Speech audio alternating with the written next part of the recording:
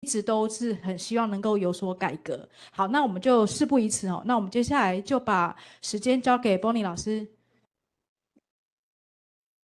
大家好，是你看，那个现场是要播原音嘛？那个如果现场你现场有没有人要听中文的？你 Bonny 老师用英文讲，有人要听中文吗？好，那线上的朋友，如果你要听中文，你自己切换啊。现场因为我要听原音呐，好，就是所以我会听，就请让 Bonny 我听到声音，可以吗？可以哈。好，Bonny，do you want to share the screen by yourself or should we? I'm sharing the screen now, I think, right? Okay. Yeah. Okay. All right. Hi, everyone. Apologies for giving this talk in English. I could do it in Chinese, but it would be much slower. So you can hear me all right? Everything is good? We can hear you very good. Okay. All right. Let me start. I am very excited to be here today. And I had to really smile when I saw the title from Professor Ling, Competition and Convergence. When I was studying international law, the traditional divide is either in public international law or private international law. So if we take an example for law of the sea, that is in the public domain. And then you could also, if you want to go into the private domain, you can go into maritime law, right? So I remember hearing the lecture of a professor 20 years ago who said, more trade lawyers should go take a human rights class. And then to the human rights lawyers, he said, more of you should go take trade law. So looking at the title today, I just thought, wow, and here we are. This area of trade and human rights, this convergence, this space where we're now, I would say it's quite new. We're learning from each other, just as today I learned a lot of new things from Professor Ling. And in fact, Professor Chiu, Professor Ling, and I, we are on a separate project together, bringing together our separate expertise. And it is an area where we're learning every day as we're speaking to each other. So if you were lost for maybe, half of Professor Ling's talk, you're definitely not you're definitely not alone. There were a lot of new things to cover. But this is where we are. I want to go back and talk a little bit. This is what Professor Chiu said earlier about this project that we have started, and it is at Yangming Jiao Tong Daxue. It's the Taiwan Project for Business and Human Rights. And our idea is to conduct accurate research on business and human rights. Our goal is to educate and promote responsible economic growth for Taiwan and build the capacity needed to support business enterprises on human rights due diligence.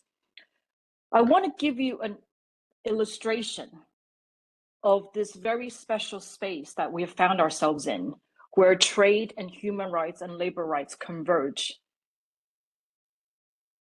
A few months ago, our website crashed. It crashed many times.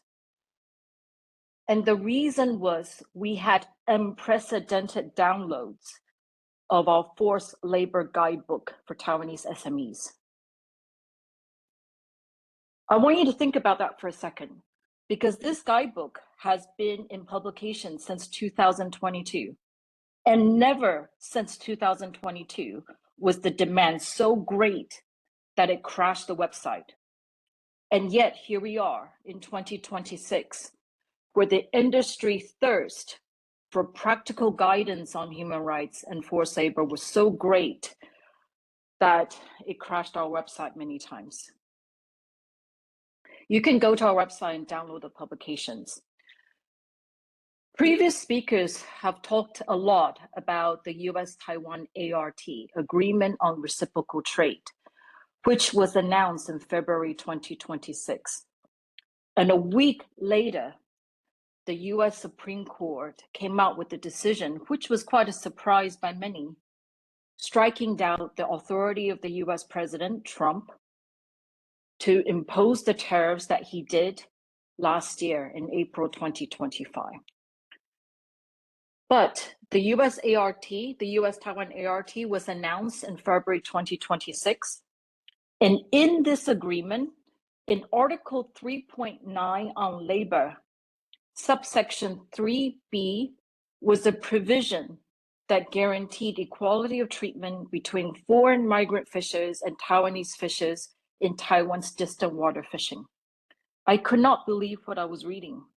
And I think many in civil society that have pushed for equal treatment for many years now were equally surprised by these letters in black and white, that we have an assertion by US authorities on reasons of competitiveness that there must be equality of treatment between foreign migrant fishers and Taiwanese fishers in Taiwanese distant water fishing.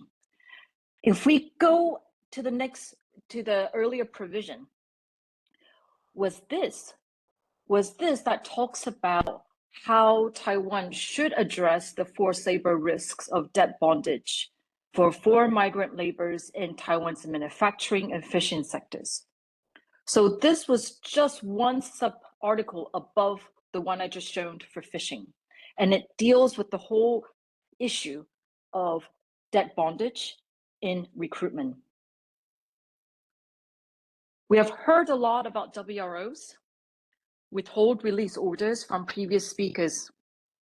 So I would not dwell too much on this. I think what is interesting to note from this brief overview is that the majority of the WROs issued by the US targets products from China. China has the most number of WROs issued by the CBP. The second thing that is highly relevant and flagged by previous speakers is that Giant was not the first Taiwan WRO. It was the first Taiwan manufacturing case, but it was not the first Taiwan case because previous WROs were issued against Taiwan flagged or owned ships. Another interesting thing to note is that there's a difference between what we call findings, as Attorney Chen just mentioned. Findings are determinations by the CBP that the imported good was indeed made with forced labor. But before that, it does not need conclusive evidence to issue in WRO. So this is where we are for Giant. A WRO was issued against Giant in September last year. It is doing all that it can not to fall into the findings category. And it's going through procedures that are not public on things that the previous speaker alluded to, corrective action plans to try to fix these problems of forced labor risks before the CBP comes back and makes it a finding. A finding is determinative, right? So I think Giant has made announcements that they seek to get the WRO modified by the summer of this year.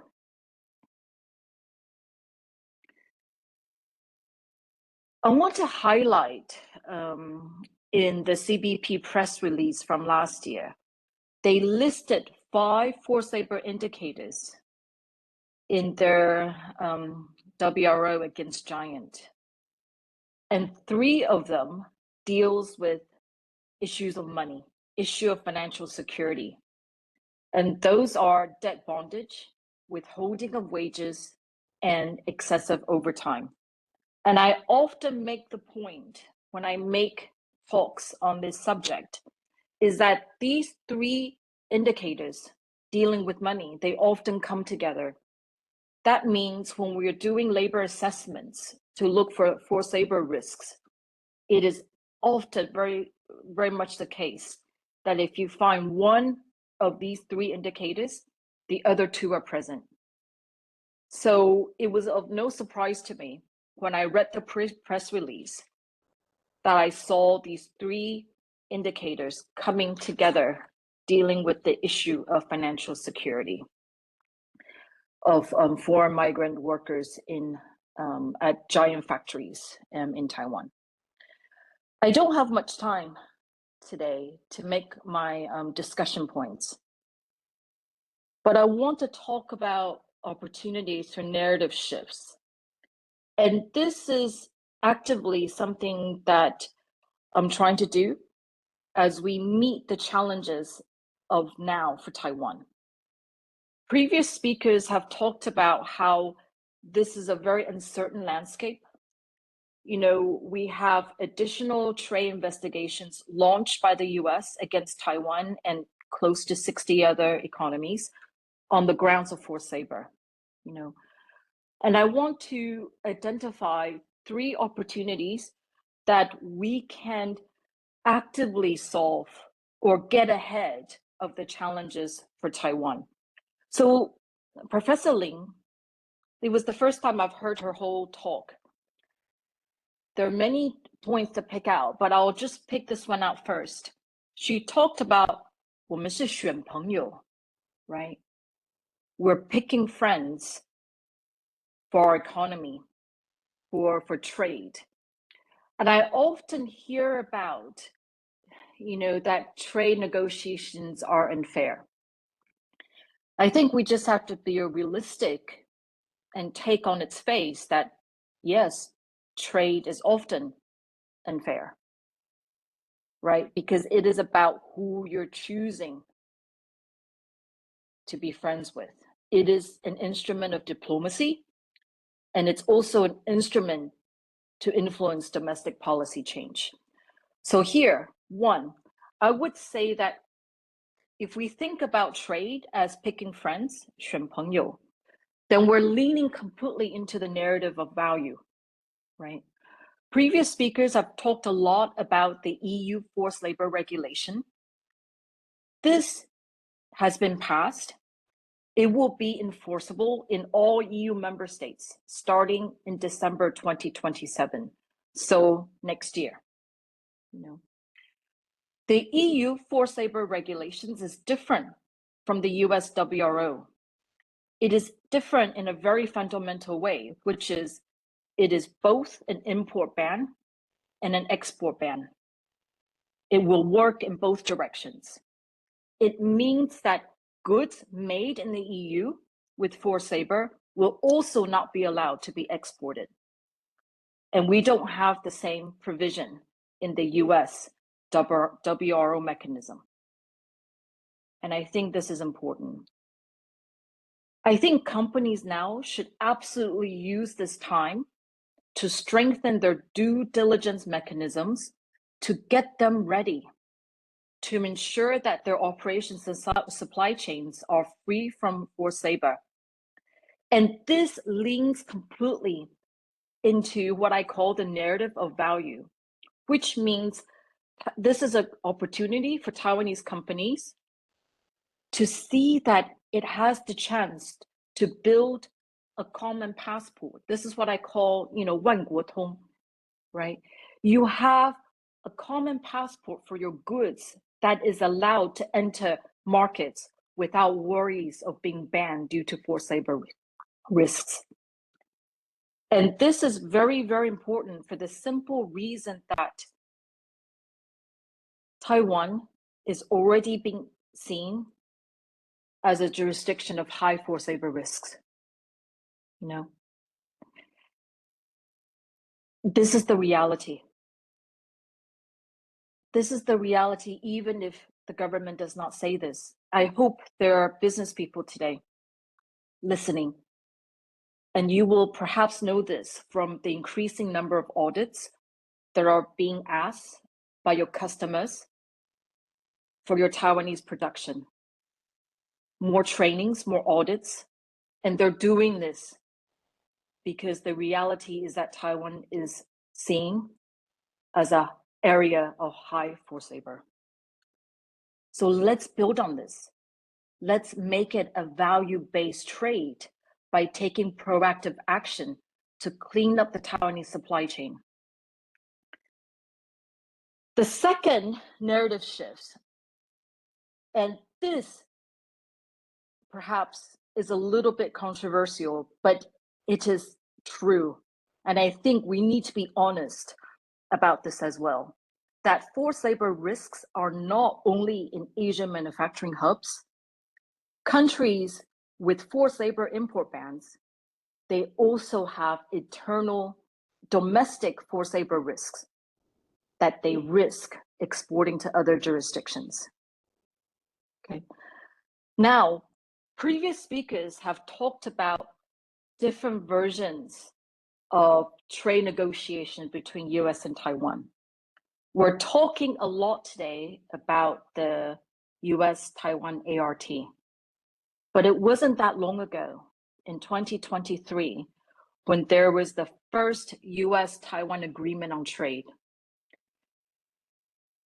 That was 3 years ago, and that was under a different administration. Nevertheless, if we just look at the provision in the trade agreement, and I want to point this out, I think it's worth us stopping here for a minute and look at the language. So this is the 2023 first US-Taiwan agreement. And in this agreement was also a provision on the elimination of recruitment fees and related costs to migrant workers, right? So you can see this almost copying the US-Taiwan ART in Article 3.9 that also deals with recruitment fees. But the key difference is that in the US-Taiwan ART that was announced in February this year, it only spoke of Taiwan's responsibility to eliminate recruitment fees. Whereas, if we look at this agreement from 3 years ago, it talks about the duty of both negotiating party, meaning that US is under a similar duty to eliminate the charging of recruitment fees and related costs to migrant workers within its jurisdiction. 3 years ago, the US-Taiwan Initiative on 21st Century Trade, this is still in effect. This has not been canceled or superseded by the current US-Taiwan ART. So this is still very much in effect. The momentum has slowed, but formally, we are in the middle of the second agreement, which, according to the last public information, deals with SMEs. You know, I don't know where this is now. It would be quite interesting from the audience if you know where the second negotiation is now. Well, if we look at the aim of this framework of US-Taiwan Initiative on 21st Century Trade, it talks about protecting workers' rights, you know, including the elimination of forced labor in the global supply chain. Again, obligations of both parties. And on standards, it talks about the two sides should recognize the important role that international standards can play in supporting greater regulatory alignment and promoting resilience in trade, right? So you see the different tone, right? There's more of what we call sovereign equality in global treaty making. And we do not see the same language in the US-Taiwan ART for political reasons. This is a standard graph that I show in a lot of my talks, looking at the issue of debt bondage in the cross-border recruitment of migrant workers. And basically, it shows that a major cause of forced labor is the charging of recruitment fees to migrant workers. And it means workers, before their first day of work, they work in a condition of debt. And this increases the risk to human trafficking and just bad labor situation. So there's a lot of push now. Actually, it's been a lot of push for many years to do recruitment right from day one, which is allow the workers to start working without any risk of debt. The issue of debt bondage for foreign migrant workers in Taiwan, it's a common thing in many reports. Attorney Chen talked about this in Global Civil Society reports that was used as the basis for CBP investigation. You know, and I think this is no surprise now. There are various articulations of the risk of debt for foreign migrant workers in Taiwan, that they have to come to Taiwan to work to return another debt when they work in debt. Earlier this year, to address the issue of debt bondage, and the Ministry of Labor came out with guidelines. Again, this is not compliance. These are voluntary guidelines that stated very clearly that debt bondage as the core mechanism underlying most forms of labor exploitation in Taiwan. So, you know, there is, we are in no lacking of soft law guidance, but that area between soft law and hard law, there's a vacuum, right? There are no laws mandating mandatory human rights due diligence, and we're relying on enterprises to implement this based on buyer demand, but it's not legal compliance. I talked earlier about how, if we're honest, we will also recognize that there's a lot of forced labor risks in the US, and this is widely recognized. I just put out 2 reports here that talks about risk of forced labor, especially in US agriculture supply chain, and how child labor is also a known area of risk in the US. I point this out for the reason that previous speakers have talked about US, you know, ART agreements with many Asian countries that insists on a forced labor import ban, you know. So one is also being asked for Taiwan. If we are brave and honest about how forced labor is everywhere, I think we can get to another place where we can learn from each other, right? So we can actually move up standards in a way that protects workers' rights.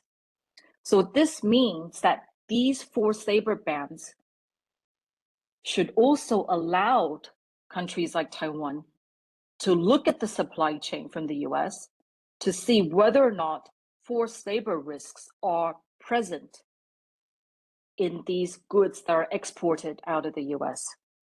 We can talk about this as well in the discussion.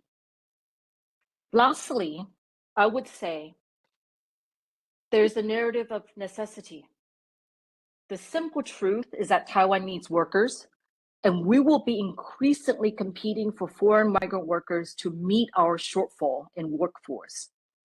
I show here a trajectory of this very drastic decline in domestic population.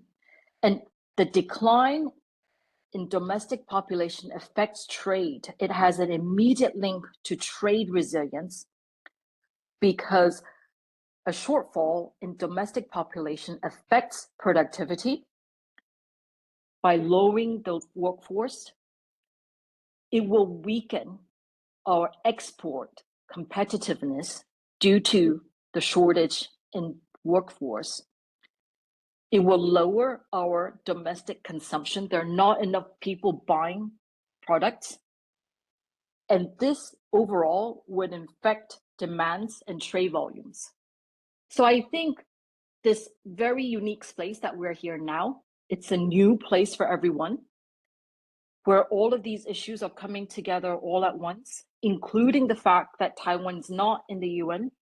So we have to learn by ourselves how to change, you know, how do we move the international standards into our legal framework? It's a learning exercise for everyone. But here we are. We can't change the past, but I think we have a very crucial moment now to look at what are the policy choices we make for our future and for our collective security. Thank you very much for listening, and I look forward to your questions.